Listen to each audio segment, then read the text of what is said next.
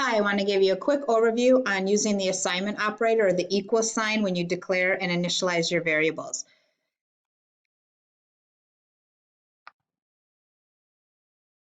The equal sign is what you're going to use, and it's meant to assign a value to a variable. Just make sure that when you do it, the variable that you want to assign it to is on the left side of the equal sign, and the value you want to give is on the right. I know in math it doesn't matter, in programming it does. So the variable that you want to assign it to is on the left, the value you want to give it to is on the right.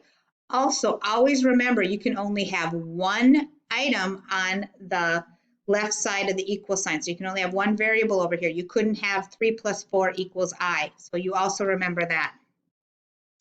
Here's some examples. In this case, we're declaring P. We're not assigning it a value. We're declaring J, and we're making it equal to 47.2. And then we're saying P equals J. So in this case, P now equals 47.2, and so does J. If I wanted to assign 47.4 to this variable, it would not work because I'm using an int. This is not an int, it is a whole number, and so it would give you an illegal message. So again, if I can do an integer as a double, and that's fine, but I cannot do a double number as an integer. So just remember that. If in doubt, always use a double because you know that's going to be okay. Finally, what else do you need to do? Remember to answer your daily questions so you get marked for attendance. If you have questions, please feel free to email us for any additional assistance and do something kind for someone. Thanks and have a great day.